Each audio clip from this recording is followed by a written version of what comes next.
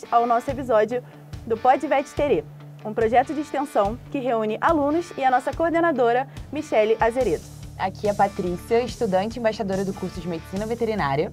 E eu sou a Letícia Moniz, estudante de Medicina Veterinária. E hoje a gente começa com grande estilo, recebendo ninguém mais, ninguém menos do que o chefe da tropa. O nosso coordenador, André Viana. Olá pessoal, um prazer estar aqui com vocês. É muito bom fazer parte desse projeto, né, idealizado pela professora Michele. Fui convidado, a honra de participar, dando estrutura, fazendo essa abertura do espaço aqui no estúdio com a equipe da EAD.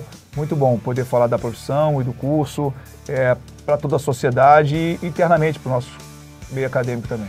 Tá, então professor, já segura essa pergunta aí logo de cara. A gente te deu muito trabalho esse semestre ou desde que a gente entrou na faculdade?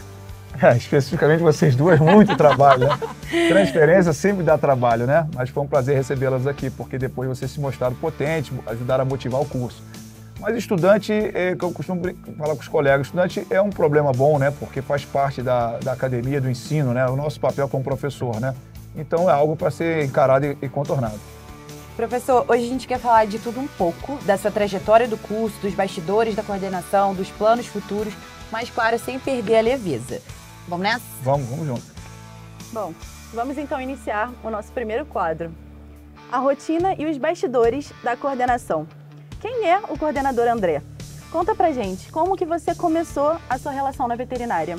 Poxa, eu tenho que encurtar, porque já vai tempo isso. Há muito tempo isso. Então, eu cresci indo em fazenda, né? Meus avós tinham fazenda, então minhas férias eram sempre nas fazendas. Os colegas de Niterói ficavam tristes que eu abandonava o time, abandonava tudo combinado para as férias e ia para a fazenda. Então sempre foi essa paixão.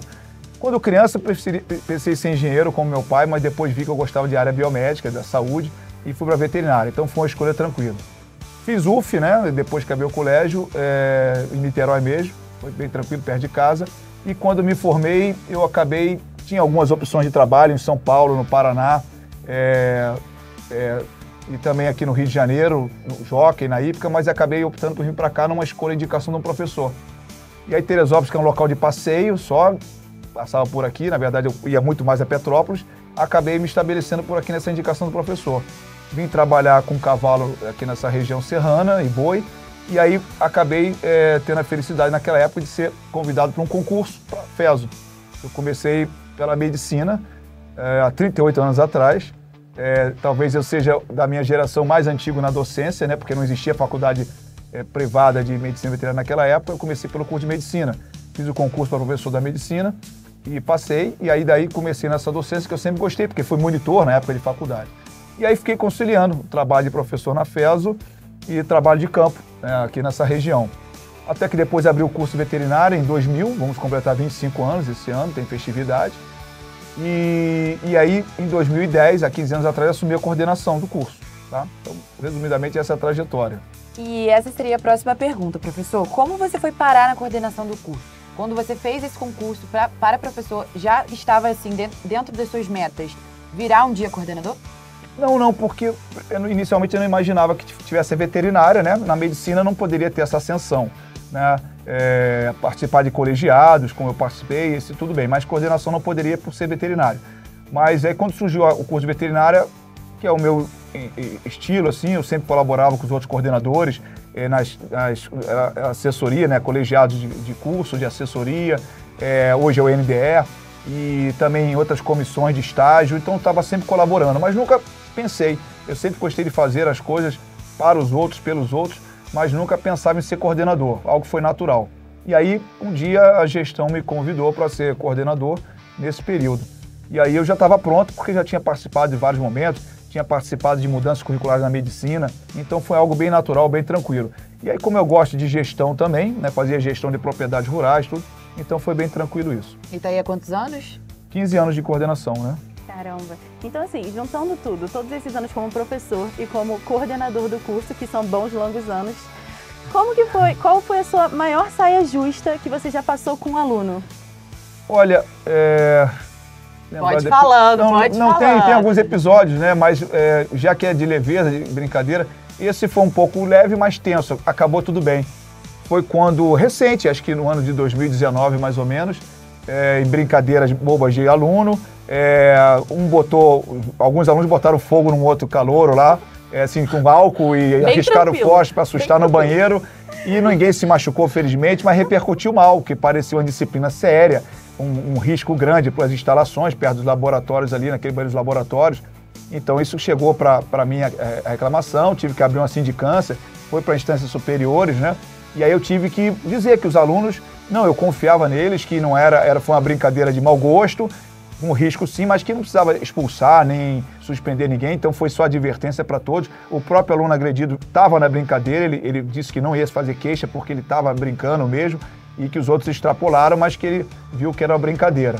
Então ficou tudo bem no final, mas foi tenso, porque eu tive que justificar, defender os alunos para a gestão, e aí queria a cabeça dos alunos, mas ficou tranquilo, porque a olho grosso assim de longe parecia realmente uma coisa muito grave, né? E não deixou de ser, mas era uma coisa controlável.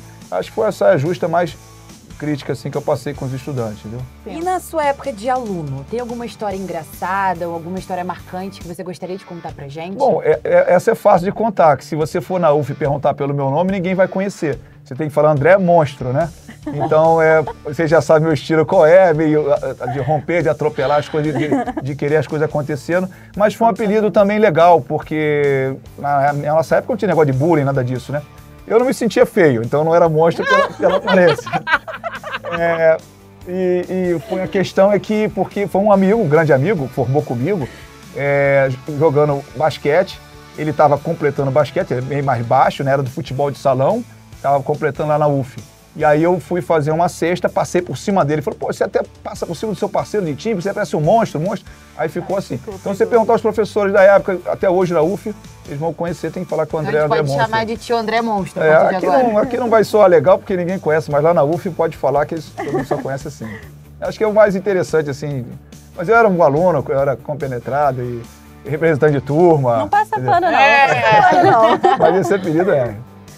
Bom, qual que é o perfil de aluno que mais te marcou? O esforçado, aquele bagunceiro ou aquele que te dá mais trabalho? Olha só, a gente, quando é professor, né, na coordenação, acaba atendendo tudo quanto é tipo de aluno, né, jeito, cada um tem sua forma de aprendizado, seu tempo, né. A gente tem, na FES a gente tem uma grata situação que os alunos são legais, não é como em outras universidades de Rio, Niterói, Baixada, que é complicado, o pessoal respeita, pessoal do interior, pessoal, família, tudo legal. As brincadeiras que eu falei são brincadeiras salutares, mesmo que foi um pouco controle. Então tem de tudo. Tem o bagunceiro, que você chama, diverte, mas o cara vai em cima, vai em frente. Tem um aluno que não quer muita coisa, que você tem que puxar mais. O que me preocupa mais é não ajudar o aluno esforçado, quer dizer, ele é esforçado e você não consegue dar atenção para ele, ou ele é muito bom aluno, né? Então por isso que a gente tenta diversificar as atividades para poder atender todo mundo. E o que a FESO faz, a gente sempre faz no curso, é esse ensino de acolhimento, né? Ou seja, não consegue individualizar o ensino, mas você tenta ver a situação de cada estudante. E acaba todos marcando. Eu lembro aluno, já contei para você a história de aluno que não era tão interessado, que hoje é um grande colega, trabalhando em reprodução. Outros que eram muito bons te despontaram, alguns que surpreendem, que mudam de uma área para outra, entendeu? Então, dá para lembrar de todo mundo, né? É bem versátil, né? Agora uma pausa descontraída e que fique entre a gente e a galera que está nos assistindo. Ser coordenador é mais de resolver pepino ou apagar incêndio? Literalmente apagar incêndio, gentilmente. Conta pra gente. Resolver pepino e incêndio é quase a mesma coisa. Eu estou entendendo vocês. Apagar incêndio é probleminhas ali. Isso. Pepino é coisa... Não, eu acho que é mais isso, intermediar os conflitos, ver essa relação professor-estudante, que às vezes é conflituosa, ainda mais hoje em dia, que é uma pena que às vezes não respeitam, né? Mas eu falei, aqui a gente tem muito respeito. Vocês respeitam a gente muito bem. Comigo não tem problema algum. Mas eu acho que é isso, o papel do coordenador é gerir, ser o líder ali, dar exemplo e apagar incêndio, né? Pepino todo mundo tem que resolver. Também, né? ou seja, os dois. Bom, para o nosso próximo bloco, a gente vai falar sobre mitos e verdades. Eu vou jogar algumas frases e você vai ter que falar rapidamente, sem pensar muito. E com sinceridade. Se é verdade ou mentira. Bom, vamos lá, o coordenador lê todos os e-mails? Verdade, eu leio. Olha, André. Verdade que eu trabalho com os e-mails abertos, então para mim e-mail é comunicação. Vocês não, porque vocês é Instagram, TikTok, para mim é comunicação, ainda mais oficial, é o e-mail, eu leio. Gente, eu sou suspeita a falar porque ele é meu orientador de TCC e eu mando um e-mail pra ele hoje e amanhã ele já vai respondendo. Inclusive, Eu mandei um e-mail pra ele ontem, mandando o meu TCC, e eu já fui lá cobrar ele, porque ele demorou mais de 5 horas pra poder me responder, entendeu? Então ele realmente, pelo menos os meus, ele lê todos os e-mails.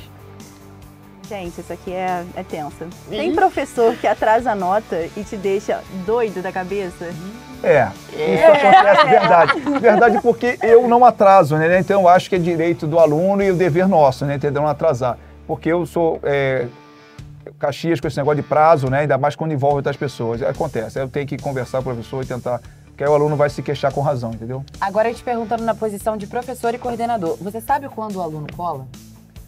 Olha, dá para sentir.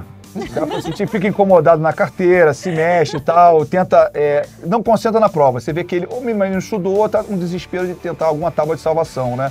Mas eu já passei alguns apertos, negócio de cola, assim, de tirar cola, é complicado, entendeu? Deve ser super É chato, coisa chata, né? chata. Então o professor tem sexto sentido para isso. Tem, consegue.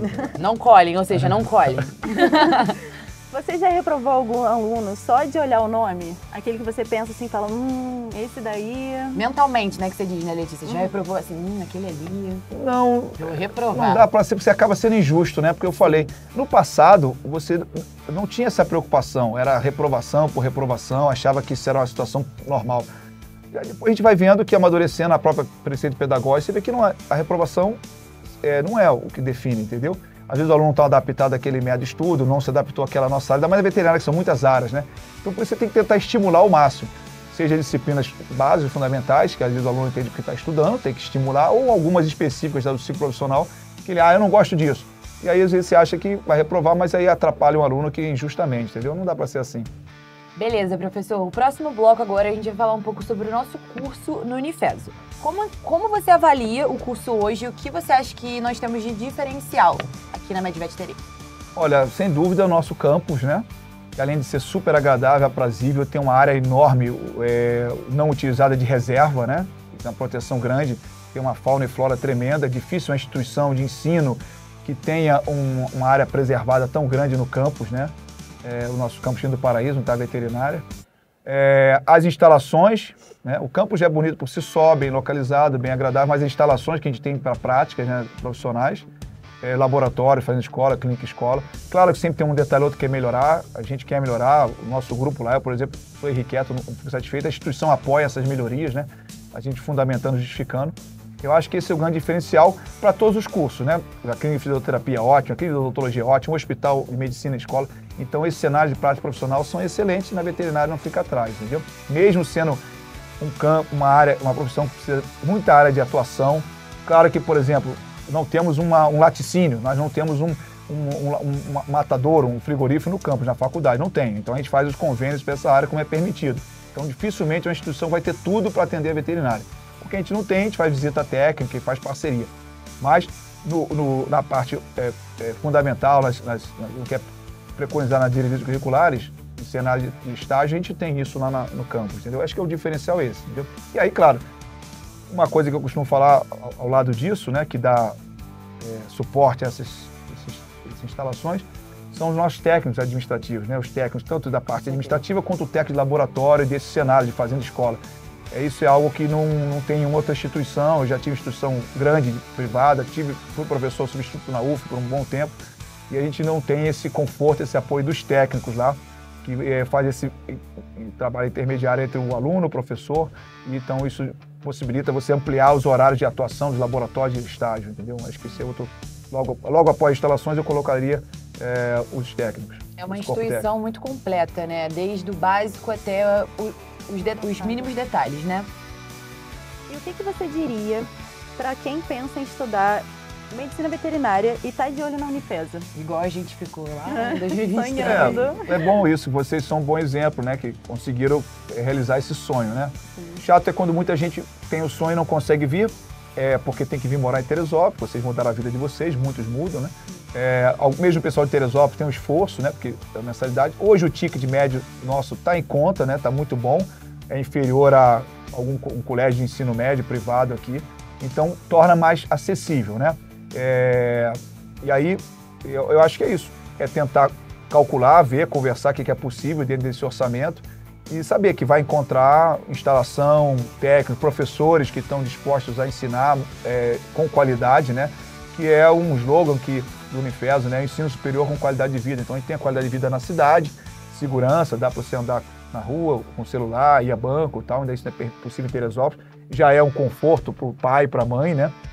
O aluno não tem que estudar em outro local, como Baixada, Fluminense, grandes centros, né, que é complicado, e com qualidade de ensino, entendeu? Então acho que essa que é importante, entendeu? E eu sou suspeita para falar, porque eu passei todos os perrengues possíveis para vir para cá, mas valeu a pena cada detalhe, cada esforço, porque aqui é ótimo. Então, assim, se me botar para falar, eu sou suspeita. E o que você vê de mais valioso no nosso projeto de extensão como o Podvet Terê? Olha, é só mais uma ferramenta importante de extensão, né? Eu acho que foi uma grande sacada de vocês, da professora Michele. Eu fico grato, como eu falei, de ter me convidado para colaborar como pesquisador associado, extensionista associado, né, desse projeto. E aí, por isso que eu falei, meu papel é dar esse meio campo para fazer isso tornar possível, né? E o mais é a ideia de vocês e a produção de vocês. É sensacional, porque uma das fortalezas do Unifeso, juntando, é a extensão. Extensão que em 2018 ficou obrigatória por lei, que foi preciso o MEC, o Ministério da Saúde, colocar por lei, por força de lei, porque ninguém fazia. O Unifeso já fazia há muito tempo, pelas características do programa de saúde, da medicina, da enfermagem. Então isso era antigo. E a veterinária também tinha, desde os anos 2000, do início, atividade de extensão. Então bastou regularizar, disciplinar, calendarizar e registrar isso. Então nós temos uma direção de pesquisa para graduação e extensão, e aí que oportuniza isso. Então, o Podvet Terê é bom porque é uma oportunidade de falar de forma mais tranquila, informal.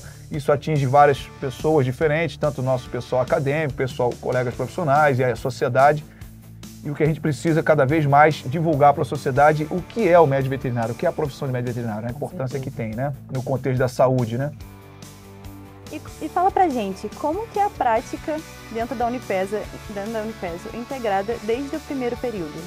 Bom, isso é outro ponto importante, que é preconizar nas diretrizes curriculares, que a gente sempre defende no Unifeso, desde que eu assumi a coordenação, eu tentei otimizar isso, né?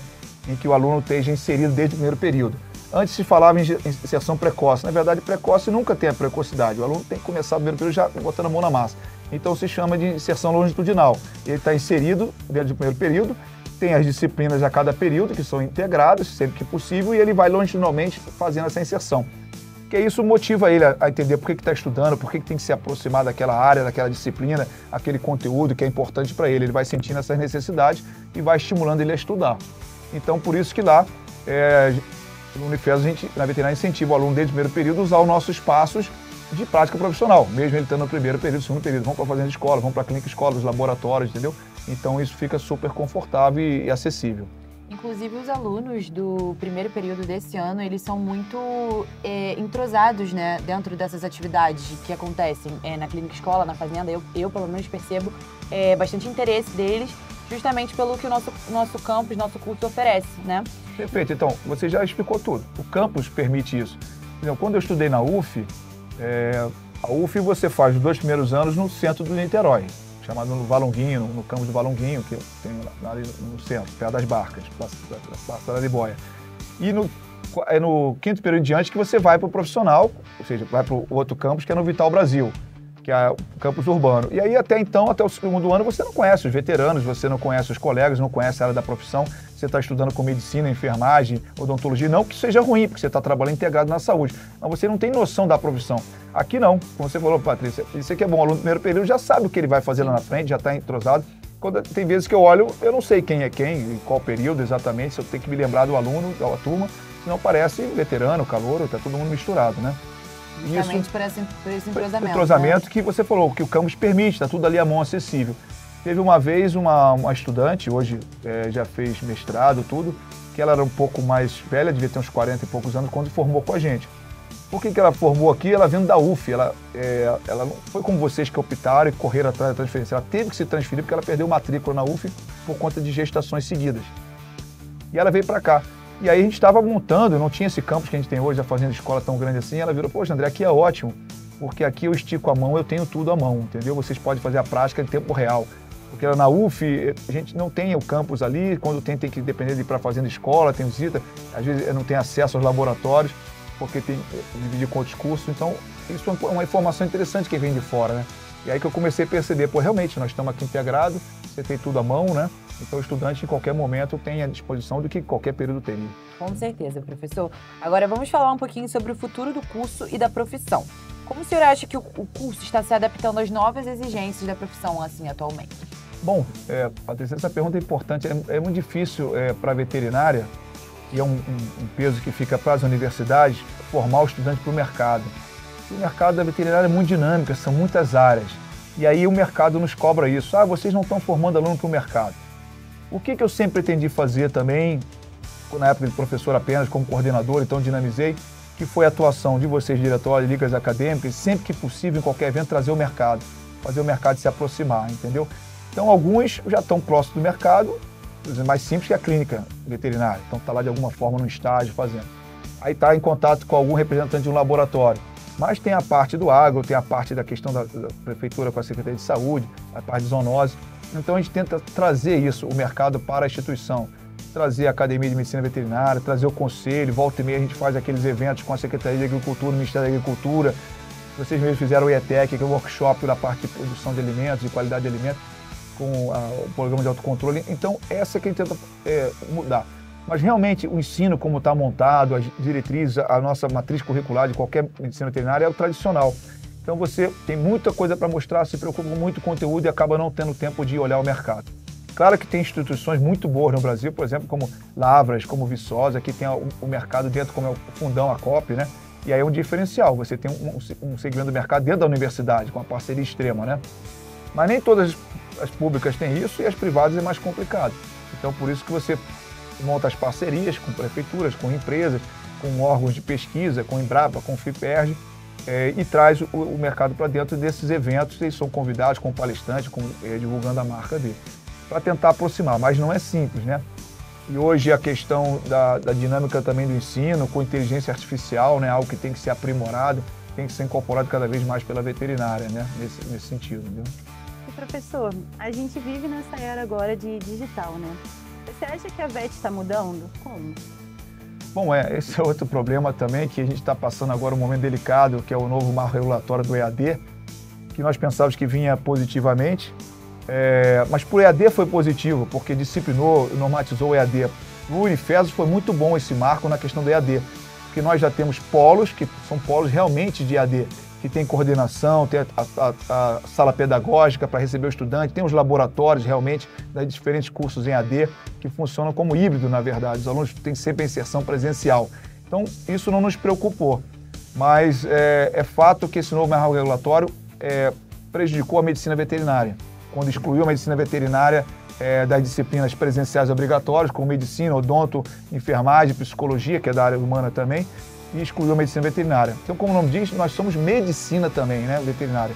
E aí foi um crime isso, né? Todo mundo está revoltado, o conselho está fazendo nota de repúdio, as associações, nós da Academia de Medicina Veterinária do Rio de Janeiro emitimos uma nota também de repúdio, apoiando o conselho nessa queixa, porque é inadmissível um curso que tem integral, com carga horária, que forma profissionais para a saúde única, para cuidar de zoonoses, cuidar do agro, da forma semipresencial, com pouca presença de práticas e, como eu falei, já é difícil você aproximar do mercado, estando todo mundo junto lá. Você tem que fazer muita estratégia. Longe a distância que você aí que não aproxima do mercado mesmo.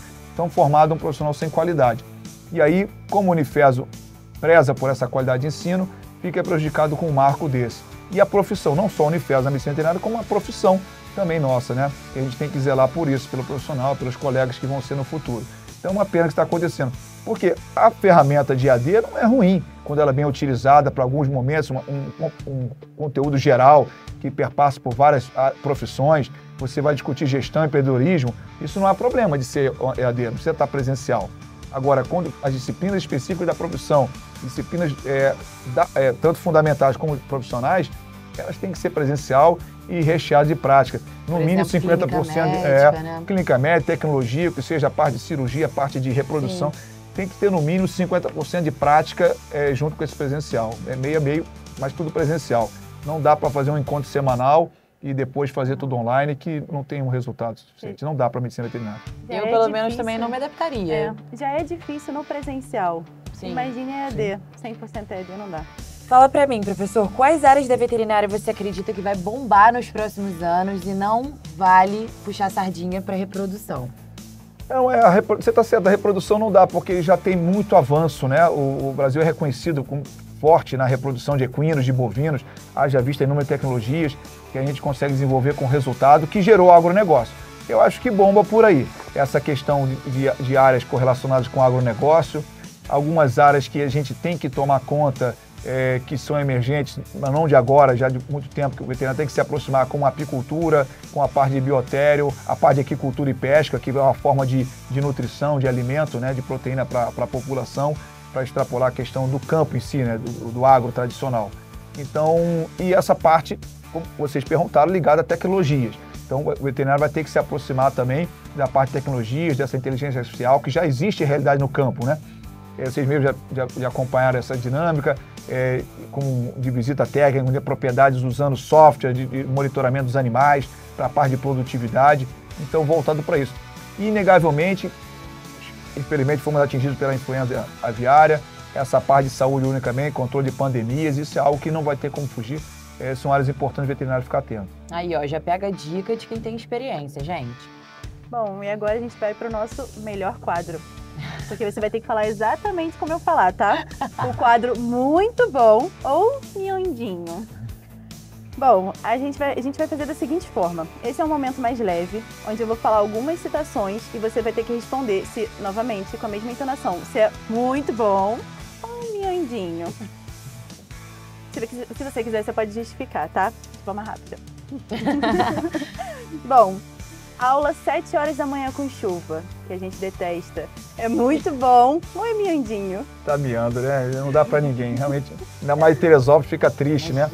Por isso que é legal nessa época de outono, o campus ensolarado, iluminado, mas a época que fica essa chuvinha logo de manhã cedo, não é fácil. Eu sou obrigado a encarar o trabalho, mas imagino pra vocês que realmente tá miando, é complicado. Mexer na fazenda é complicado. Miando demais, porque a gente normalmente fica em casa dormindo, entendeu?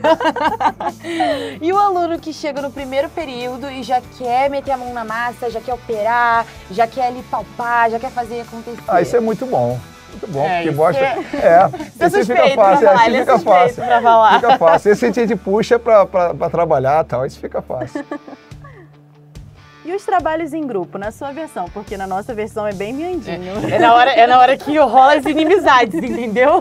É a divisão dos grupos. Mas na sua versão como professor? Ah, isso é muito bom. É uma estratégia muito bom. Tanto que vocês sabem que tem a aprendizagem por time, né? Sim. Ela é até mais rebuscada, essa aprendizagem. O que a gente faz é um estudo em grupo, para você socializar as dúvidas. Então é um trabalho de equipe que faz parte das competências humanísticas, né? Porque aí gera esse atrito, você tem que saber contornar esses conflitos, né? É de propósito também, não só para o aprendizado, mas de propósito. A gente que diga, né, Letícia? Muitos A gente que diga.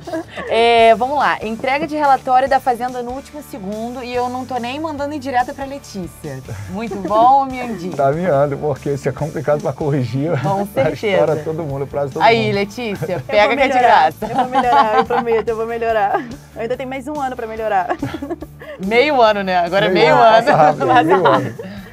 E professor, e você, essa daqui, você provavelmente sabe bastante. As festas da VET, que são inclusive as melhores. Muito bom ou miandinho? Acho que é muito bom. Pena que eu não acompanho há um tempão, né? Não dá mais tempo. Ainda bem que você não acompanha. Ainda bem que você não acompanha muito de perto. Porque senão, assim, eu acho que toda admiração, amor que ele tem pela gente vai embora. É até melhor não acompanhar mesmo. E o projeto de extensão como Pode VET Terê, que você já falou anteriormente? Isso é muito bom, isso é muito bom. Isso é tudo de bom, porque essas atividades de extensão são fundamentais. É aí que vocês botam a mão na massa, aí que vocês comunicam com a sociedade, realmente fazem a integração e fazem o projeto de intervenção. Com certeza, nós estamos nesse bate-papo aqui informal, mas em horas vocês vão falar mais sério, vocês vão querer ensinar a sociedade, a comunidade, servir de um apoio para tirar dúvida, né? Ou para dar subsídio na nossa produção. Isso é muito bom. Pode entendeu? falar então que você morre de orgulho da gente. Muito orgulho. Ah, tá. Obrigada. E, gente, já como eu fui farpada aqui, eu vou ter que mandar uma para Patrícia. Os alunos que têm dúvidas no feriado, de madrugada ou nos finais de semana, é muito bom, o que eu duvido muito, ou miandinho? Olha, eu vou dizer que muito bom não é, mas também não está miando. É porque, na verdade, vocês vão ver, quando chega um momento, você acaba... Lógico, hoje eu já consigo reservar o feriado, final de semana. Mas para a faculdade, quando você está na gestão, eu não sou mais só professor, né? Então você acaba misturando e resolvendo. Como eu trabalhava no campo e a emergência era uma coisa que acontecia, você até torce às vezes para acontecer, para você poder resolver e ganhar bem, que é onde você ganha bem. Sim. Então você não pode virar as costas pro dia, é carnaval. Eu fui levar 3 anos para tirar férias, né? Férias realmente, até você se adaptar com a vida, a responsabilidade, os resultados, você fica com medo de virar as costas de algum problema. Então, aí você se acostuma. Eu, pelo menos, para mim, não, como eu falo para vocês, não tem dia, hora nem noite. Eu só não respondo se eu estiver ocupado com alguma coisa. Agora, isso por mim, mas tem professor que realmente consegue separar bem, tem horário, até horário para atendimento particular no serviço, entendeu? Mas, por exemplo, tem outras professoras, a professora Daniela, que também responde sábado, domingo e tal. Inclusive, então, Dani, muito obrigada. Porque fica nesse ritmo, né? Porque acaba, poxa, não tem o dia, você acaba não escolhendo o dia, né? E acaba que isso é muito diversificado. Tem professores também que, como você falou, não gostam de responder. Tem uns que não gostam de determinados meios de comunicação em finais de semana. É diversificado. Ou seja, gente, pode mandar mensagem pro André que ele vai responder, tá? Por mim tá tranquilo. Tá tudo certo. E a troca de presente entre professores e alunos? Muito bom, Miandinho? Muito bom, se for chocolate, eu adoro receber chocolate. Então a gente tá esperando aqui no final. Não, eu recebi, trocar não. Aí, ó. Gente, Já que eu sou professor, eu que recebo. Né? Eu queria fazer uma fofoquinha aqui, que na sala dele tem uma mesinha do lado esquerdo. Do lado gavetinha, gente, que é recheado de chocolate. E ele é um safado, ele não divide. Ele vai acumulando ali os presentes, aí quando ele sente vontade de comer, ele abre, tem Kit Kat, tem compartilhar doce só formiga, eu não sou formiga, então... Ainda bem que a gente chega lá e pede na cara de pau, entendeu? Vamos lá, vamos encerrar, Letícia? Vamos, gente. Bom, professor, muito obrigada por estrear esse novo projeto com a gente. Esse episódio foi uma maneira de misturar o bastidor da Unifeso com a orientação e a resenha, né?